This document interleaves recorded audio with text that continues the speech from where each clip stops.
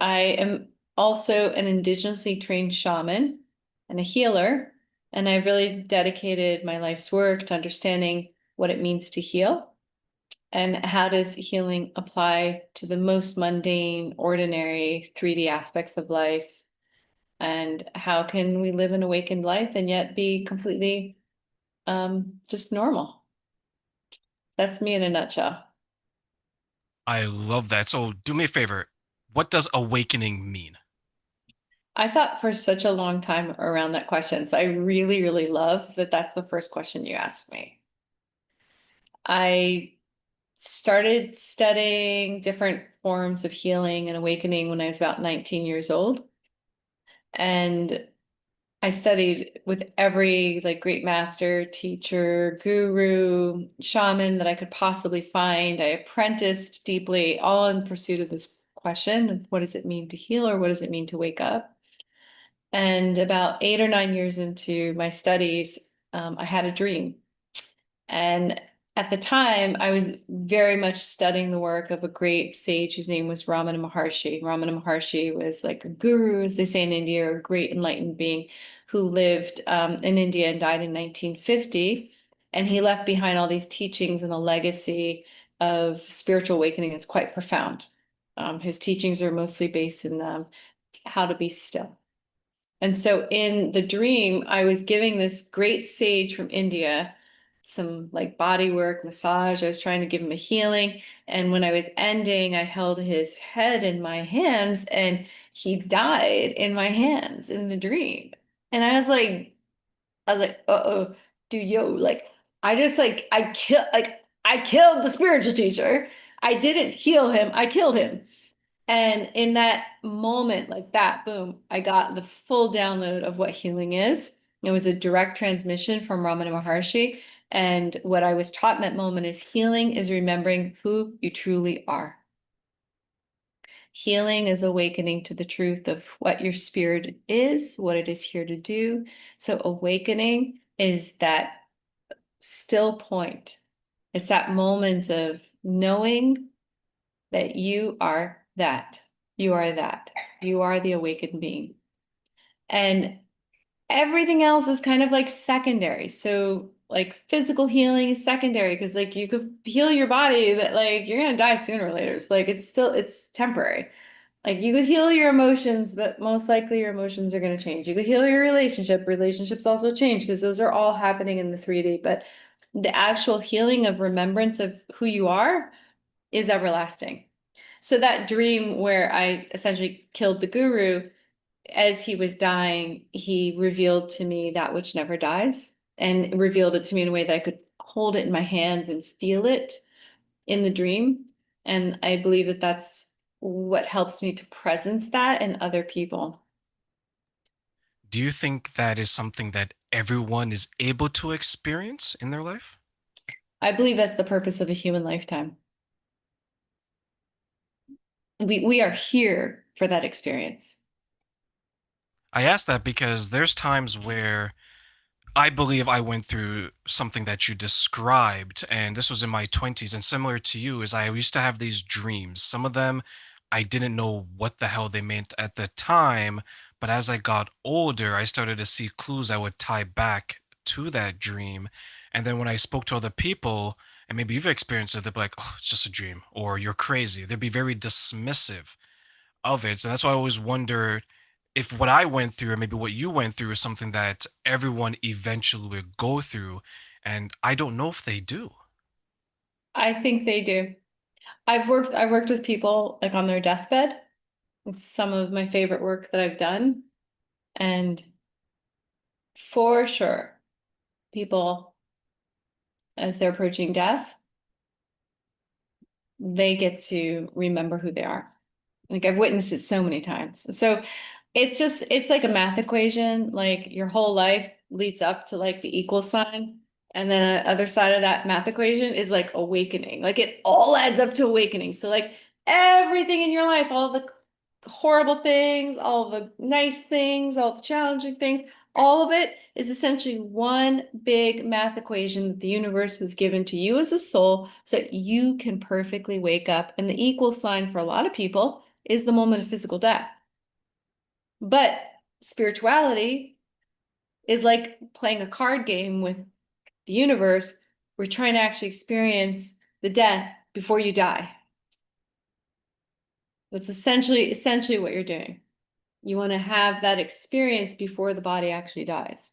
It's called an ego death or spiritual death. It's the foundational principle of spiritual awakening. What do you then think are maybe some of the obstacles that people face when they're trying to acknowledge and embrace this awakening?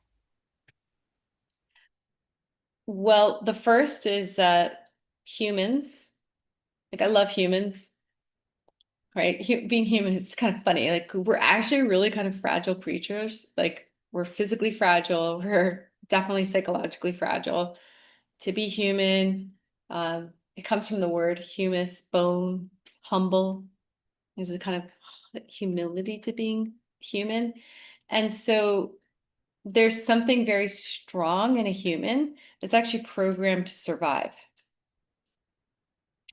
Like we are programmed to survive because we are fragile as a species.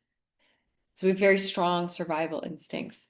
And strong survival instincts are not naturally prone to wanting to surrender. And this spiritual passage, or what we call the ego death, does require a level of surrender that can be quite scary for humans. So I think the primary obstacle is fear. Yeah, I can see fear definitely impacting people because fear in a lot of situations prevents people from maybe becoming who they really are supposed to be or who they're supposed to identify with.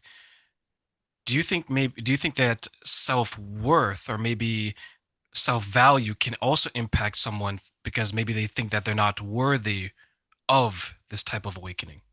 Dude, you're like right on track with all the questions. Like we don't even know each other. You're just like laying them right up for me. Like that's exactly the right question. And I have to assume that you have some knowledge or awareness yourself to have been able to ask that question. Yeah, you have a little bit of direct experience, I like to say. So direct experience means that you're not book smart when it comes to the questions of awakening. You've actually had your own experiences in this realm. Um, and the way that I know that is because you just asked a question that I consider one of the great shamanic hacks of all time. So when people say, well, how do you work as a shaman? Like, what are you doing? You're working from a set of assumptions.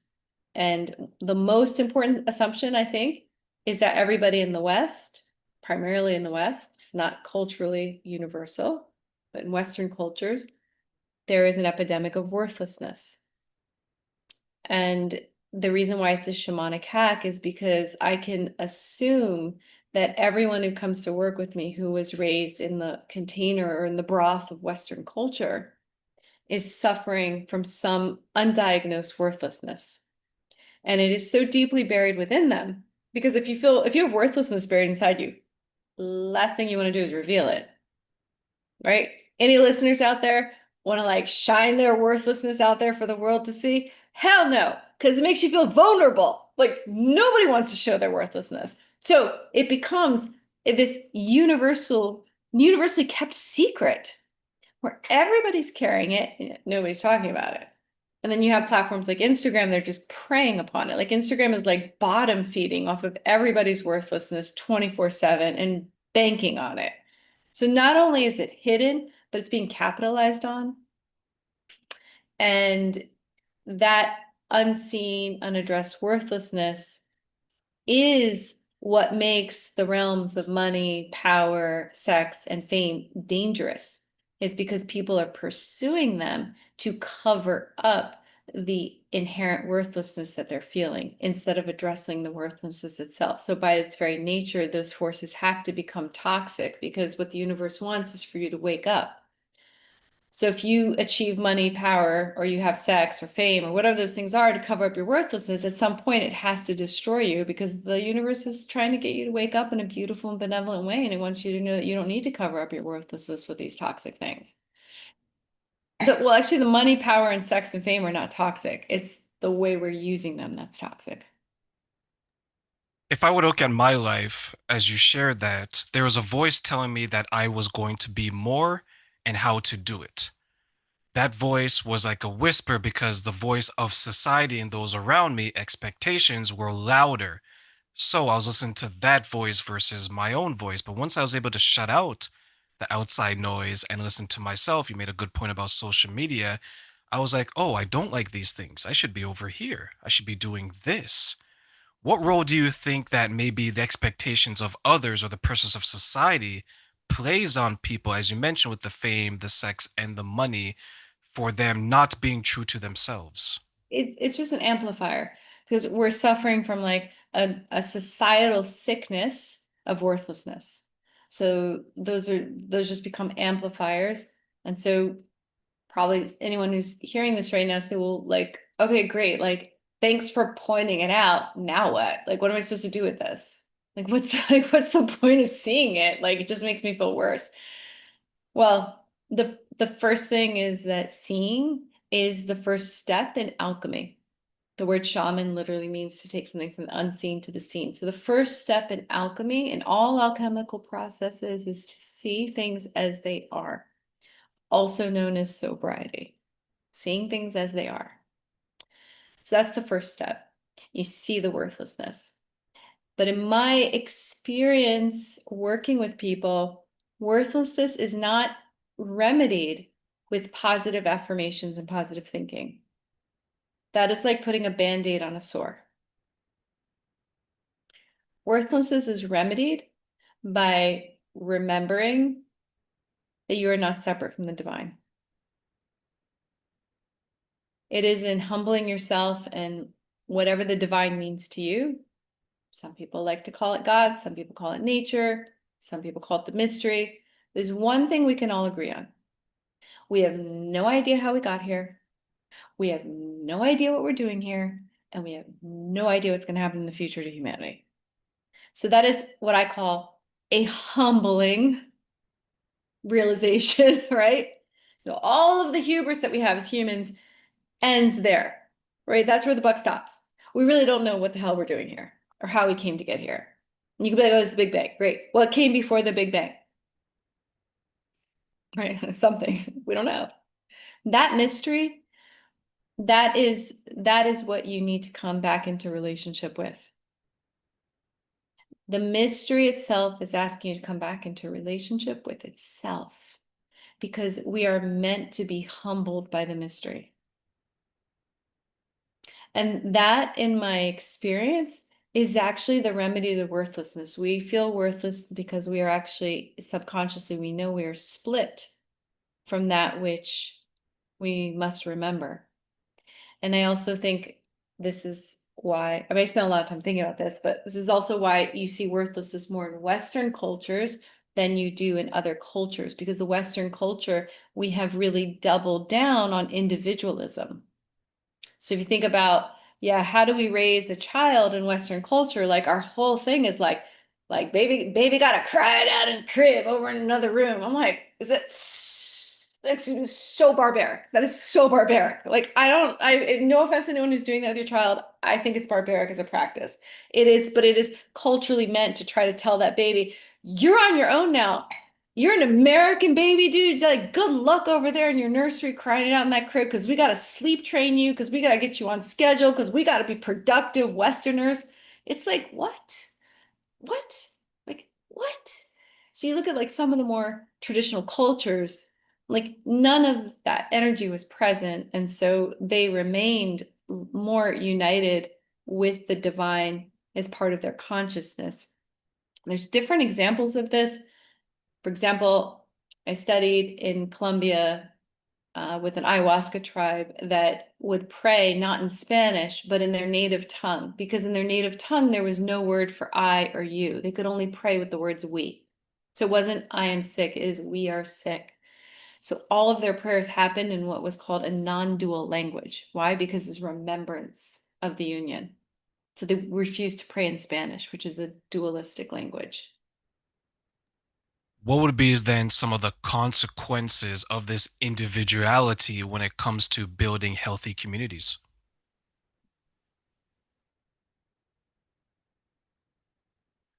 So community is an extremely important thing to me.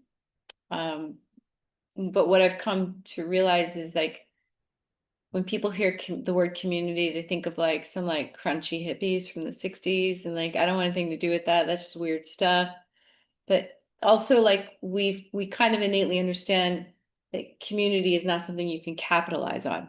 You're not going to monetize community. I mean, I guess people do monetize community in certain ways, but like in its core essence, community is by definition is not meant to be monetized. It's meant to be an exchange of energy between people that all care and value for each other. And I think that some of the biggest boundaries that we have is well, one is just the way that we use our time and the way that we prioritize using our time right now. So we have a very strong fixation as a society on being very busy and filling our time with endless activity. And a lot of that activity is meant to be productive, and we're trying to be productive because, again, we're trying to fill that hole of worthlessness. And so people over index on work and they under index on hanging out.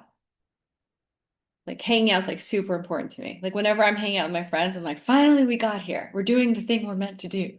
We're like, we should be hanging out, right? Because the hanging out is how we create bonds that are good for our health, are good for our psyche, are good for us spiritually. We create authentic mirrors. Like there's so much value in creating beautiful community around you that is not replaceable with the value you think you're creating working 24/7, sitting on your laptops all day.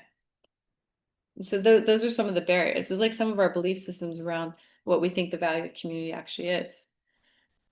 I will agree that I think community, at least recently to me, because I'm almost 40, has been kind of misconstrued. Like I remember when I was raised by my grandmother, rest in peace, and community that was taught to me, it was your family and how they interacted with the neighborhood, other families, and then you build it upon it. And there was like morals and there was like unwritten codes where you didn't want to misbehave because not only did you represent your family and yourself, you represent the other families in the neighborhood, right? You screwed up, Teresa down the street will tell your mom, right?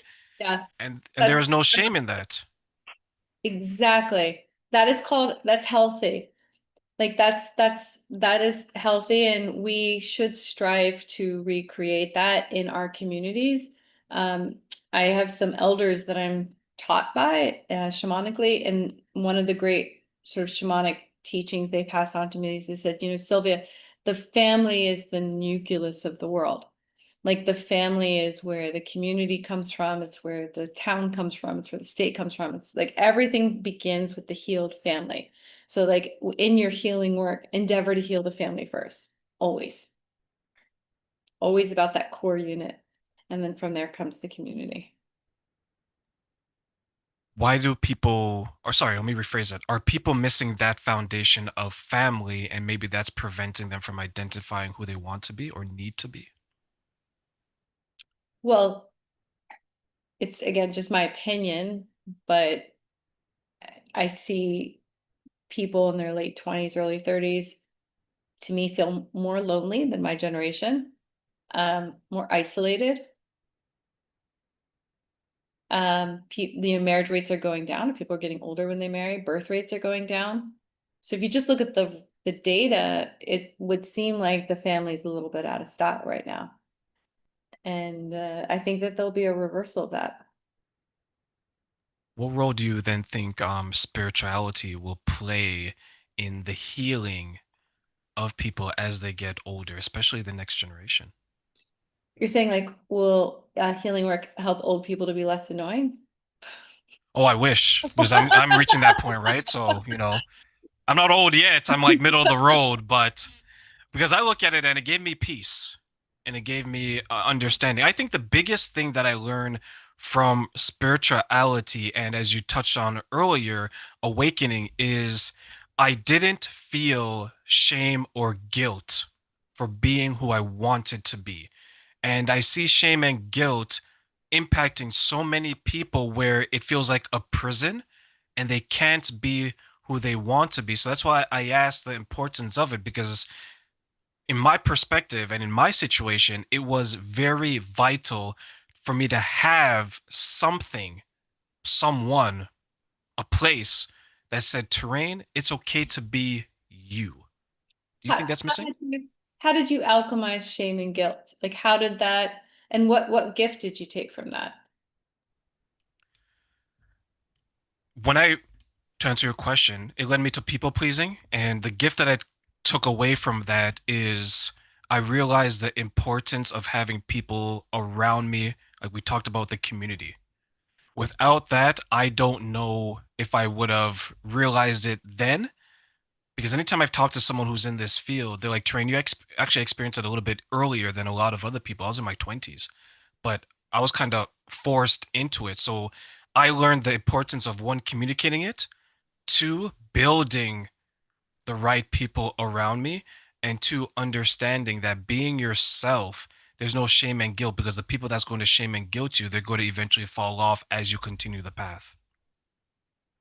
Did did that healing experience, was it a dramatic experience for you? Was it sort of like an aha moment? I Yeah. lost a lot of people and I was like, oh, now I'm alone. But I went from alone to loneliness to being alone, but then I was content. Yeah. I mean, you can edit this part out if you want because it's personal. My shamanic read is you actually healed an ancestral trauma. Can you explain that? That feeling of being ashamed for who you are, right? It's this very particular kind of shame. Like by the very nature of who I am, I must be ashamed of myself. That is tribal. Like that reaches into the tribe because it's so much the global definition of who you are that there's tribal elements of that. Like we as a tribe are ashamed of who we are. And so a healing like that without knowing more specificity or details to me would indicate you made a shift in the ancestral karmas. And then what's beautiful is what the elders say is that when you make a shift like that in a belief system that is so core that it's actually an ancestral belief system, that healing then goes 7 generations back and 7 generations forward. And so you now are able to pass a legacy on that is not burdened with the shame because you alchemized it yourself. I've heard that before, but I don't think I've heard it applied to me. But you've piqued my curiosity. And when I was listening to you speak about it, it did feel like it was something that was always with me. And I didn't understand why. Are there steps that not only myself, but others can take to identify such things? To identify kind of ancestral karmas or yeah. Well, so imagine like your mind's kind of like a radio station. So the mind doesn't actually have any intelligence. Newsflash. Like it's got skills, but it doesn't actually have deep intelligence. The mind has no direction on its own. And so the mind is broadcasting to you already some of these ancestral patterns and beliefs. And the way that it's doing it is through repetitive thoughts, especially anxiety provoking repetitive thoughts that you think are who you are, but that's not who you are. That is programming and conditioning that's just being broadcast through the transmitter of the mind that turned up the volume and is like, look at all these inherited belief systems. And they're just rattling around up there. And you're unconscious of them. So you think it's completely, well, this is just who I am. I'm just this bundle of anxiety and nerves, and I'm all these problems. And this is all the things, this is all the bad, this is called my life. And it's one big problem, right? That's the mind amplified. So I think the first step is for people to hear what I'm saying. You are not your thoughts. And I know people have heard that in other contexts. You hear that a lot, but really hear deeply, like that is not who you are. That is a high volume amplification of who you've been told that you are, either consciously or unconsciously, either through ancestral passing on of energy or through your own parents. So the whole practice of meditation is to become aware of the mind's activity. And there are many, many ways to do that. You can do everything from hiking a mountain with a rucksack on your back to dancing to sitting in meditation to breath work to psychedelic work. A million ways. The point is, can you create some separation so you can see the mind and the mind's activity for what it is? Because as soon as you can see it, you begin to create space. And in that space, you can grow what we call awareness. And awareness feels really awesome. It's what we're all looking for. Would that be awareness of your true self or awareness that you're being conditioned in a way that is preventing you from finding your true self? Well, that might be stages. So the first might be awareness of the identification. Like the first time I did a silent retreat, I was about 20. I went to a 1 week long silent retreat. And on day like 3 or 4, I had to find like a staff member. And I actually told the staff member, I think I'm gonna go crazy. Because I had never been with my mind before. I was like, I thought I was gonna go crazy. I was literally like, no, I like need an intervention. Like, this is not okay. And they're like, no, no, you're fine. Like, go back to your cabin, go back to your silence. And I was fine. But I had never been alone with my mind. So the first step of awareness is become aware of what your mind is up to. And if that's uncomfortable, like put on some David Goggins, listen to some, like badass, I don't know, Navy SEAL, and be like, I can be with this discomfort. I can be with my mind. That's the first step in awareness. And then eventually, like as that begins to loosen its power, then you develop this sort of second stage of awareness, which is awareness of who you really are and the still point and the piece of your being. And then that you become more aware of the vertical dimension of your consciousness. And that the beautiful thing about that is like once you feel that, it plants a seed in you. Really, people just need that experience once. You could call it a near death or ego death or kind of spiritual experience. You have that experience once, it plants that seed, and then your whole life begins to water that seed. I was reading an article based on the letters of people who pass away or their deathbed because you mentioned it earlier. And a lot of the letters that these people write, either to their family members or just about themselves, is a lot of regret. I wish I had more time to do this. I wish I was more true to myself. I wish I didn't worry about the expectations of others, or I wish I didn't believe I was good enough. And when you just shared this last part, it reminded me of that just because sometimes we pretend or we don't want to be our true self because it's a defense mechanism, right? I was a child and me showing who I really am, it got beaten down, right? I wanted to be artistic. People made fun of that. I didn't play sports. My parents thought there was something wrong with me. All these other voices pushing down who we truly want to be. With the people that what you've gone through, the people that you work with, do you see these maybe childhood experiences impacting them in such a way that they can't have this awakening, they can't identify their true self? Yeah, that's like you may need to heal some trauma before you can, because again, you like to really grow spiritually, one of the most important things you first need to feel safe, right? Like you're not going to start having like spiritual ego deaths if you don't feel essentially safe and secure. And so like as you were telling me that story about your own childhood, I could see another level of your being. And you're to be congratulated because even this podcast is your love song to your true self because it's bringing out, your creativity and your authenticity. And so you've done this work enough to a degree that you actually have a whole podcast to celebrate the work that you've done. And so like that's beautiful. That's really beautiful. That is sometimes called like parts work. There's some beautiful work. It's called IFS. It's essentially understanding where there are parts of yourself that are almost like fragmented childlike parts that we're told you need to play sports, you shouldn't be artistic. And so those parts become like I forget the word for it. They're like alienated or like they're pushed away. And then there are other parts that develop, which are like your defender parts, which are the egoic, strategies that you use to cover up this sort of fragmented child part of yourself.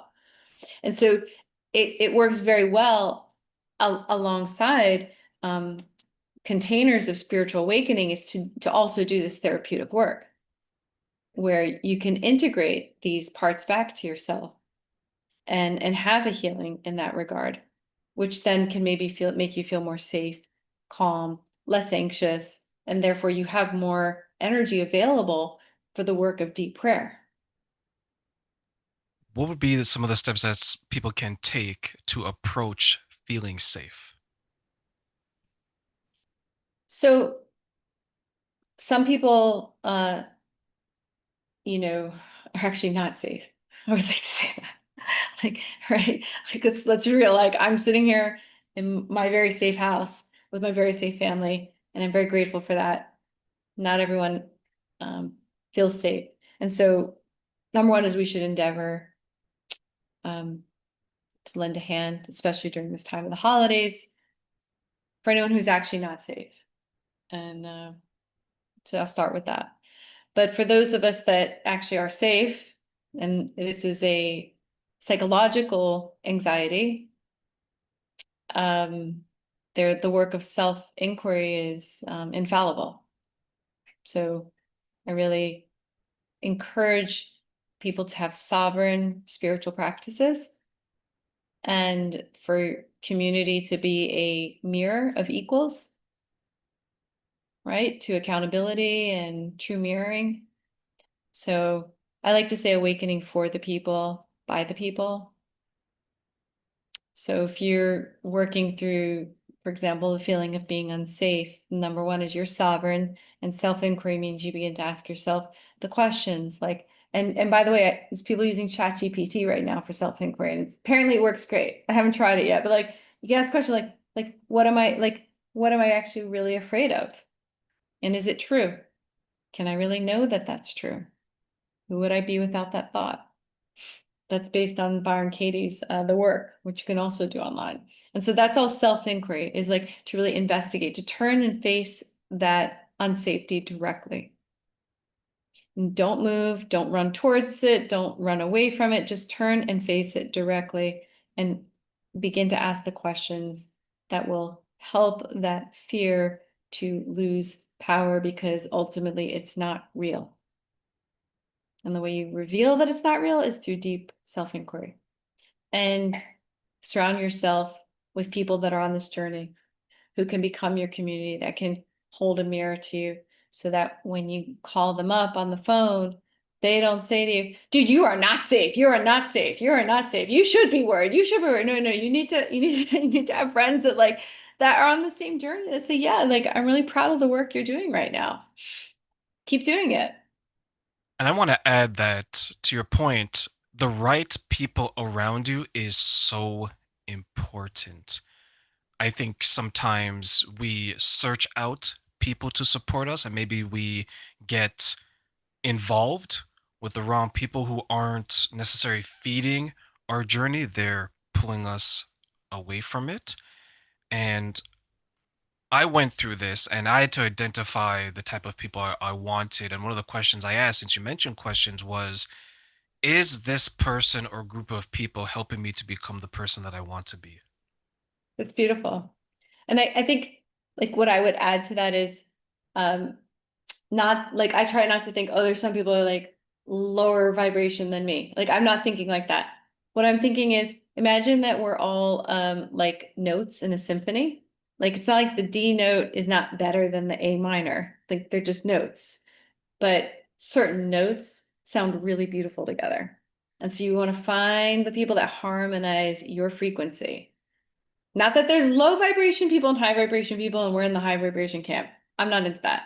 But I know my people because I know how it feels when we're together. And it makes a beautiful song.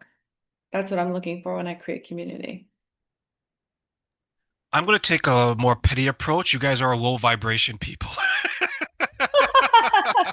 Okay, very low, you know. No, I'm just joking. You know, I'm gonna quote, Michelle Obama. When they go low, we go high. Okay, that's So, my did approach. You know. you Yeah. see this picture that Annie Leibovitz just took of Michelle Obama? I haven't seen any recent Michelle Obama Oh news my in gosh, Annie years. Leibovitz just photographed her, and I was like, "You go, girl. She looks amazing. She looks strong, confident." Plus, we all love a good Annie Leibovitz picture. She's always been that way, right? And that's why I quote her because she's always been like an example. Like forget the politics if to believe, right? She's always been an example of strength, and I think that's why probably a lot of women gravitate to her. And I think men and women always need that polarizing figure where it's like if I need an example of a certain type of behavior I want to maybe create in myself, you can look and find it because I think sometimes we don't have examples of things that we want to see in a positive light. What are your thoughts, Sylvia? You talk about mentorship, like way, like how to, yeah, totally. So it's a great practice. I'm old, so I'm going to pass it on to all the young listeners. I have, since the time I was in my 20s, identified people that are 10 years older than I am as my mentors. Now, that does not mean that they knew that they were my mentors. I was just making a study of their life. Like some of them I explicitly said, will you mentor me? And some of them I just studied how they were living in their life. And I tried to understand like what was working, what wasn't working. And then I wanted to solve backwards for what wasn't working. So right now I'm getting like super old. So like now I'm like looking at people that are like headed for retirement. It's like, okay, great. So now I'm looking at like aging. What works, what doesn't work. And like if you really, really look, like if I look at people now like in their, 60s, that I want to learn from and I want to be mentored by, they're very few and far between, but I'm paying a lot of attention to how they live, how they work, how they build their community, how they are in their marriages, what's working, what's not working, and then I solve backwards 10 years. So I'm doing that all the time. I've done that my whole life. Do you think there's a disruption of that passing down of information? What do you mean by disruption? So for me, because we look like we're around the same age, I was raised by my grandmother, so she was passing down wisdom and knowledge from her generation, Yeah. and I always spent my time around older people because I was comfortable with that ever since I was a child. So I got their wisdom, I got their knowledge, and there wasn't a disconnect between them and me. Now it's my responsibility, I believe, to pass it on to the next. But I see sometimes that maybe people don't have that opportunity. So that's why I asked, is there a disruption in the passing down because maybe there's not enough mentors or maybe there's not enough people who want to be students? Yeah. Well, you come from a cohesive community.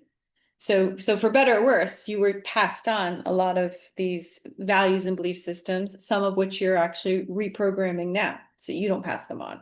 That's called a cohesive community. There's many, many factors, especially in American society, that have broken community. Number one is how often people move for jobs. So people become quite mobile, and that mobility disintegrates community.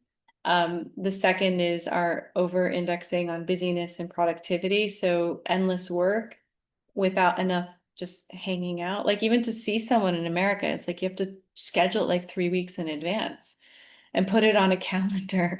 Like what? We didn't used to live like this. This is how humans have lived. Typically, you just like walk across a yard and go say hi to someone. And so what that means is two things. Is one is that we have way fewer social connections. I think that the average person in America has like 1 to 1.5 best friends now, and even just 20 years ago it was 3. So we're seeing more isolation. And then the other is that we're seeing over dependence on our primary partner to be everything to us. Like, I need you to be my coach, my friend, my mentor, my brother, my business coach, my lover, my dad, everything.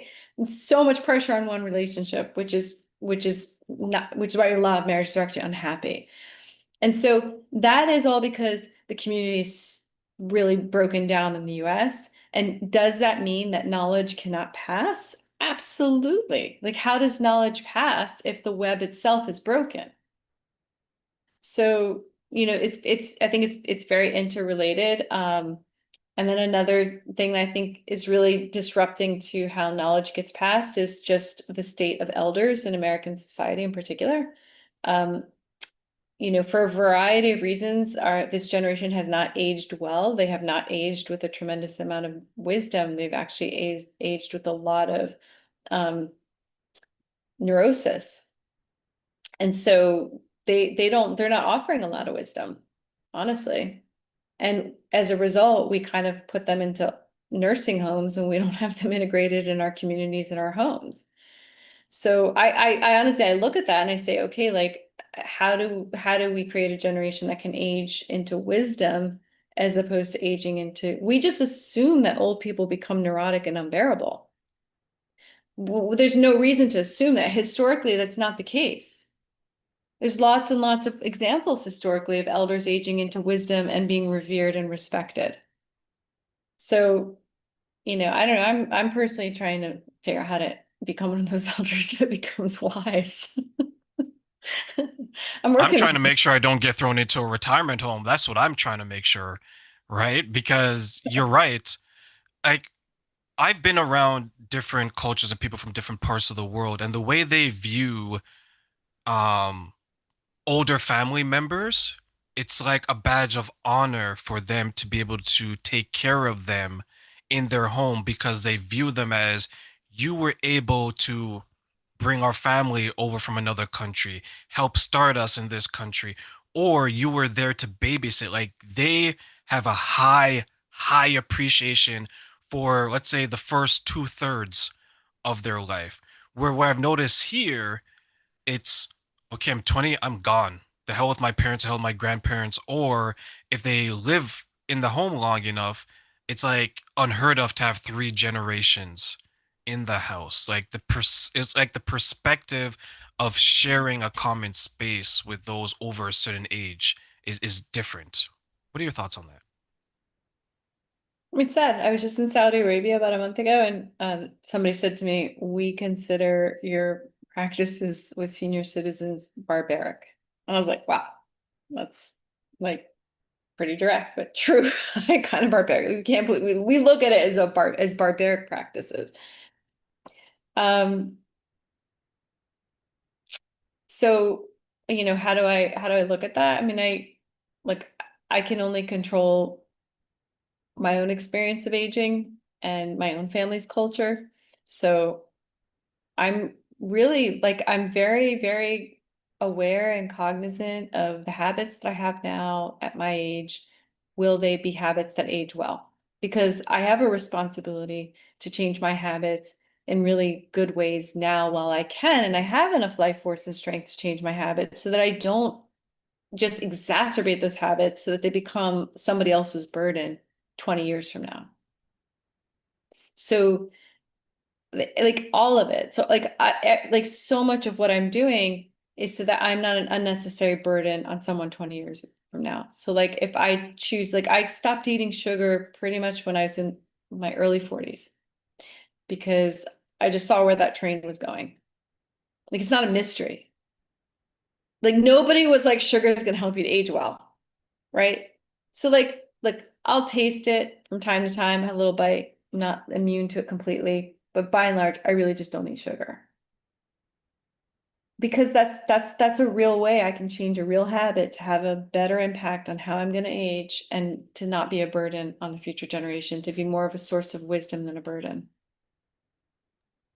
Sophie, I'm going to ask you one final question as we close, but I'm going to ask it in this way. I want to give you three wishes, and you can wish for anything in regards to this one question.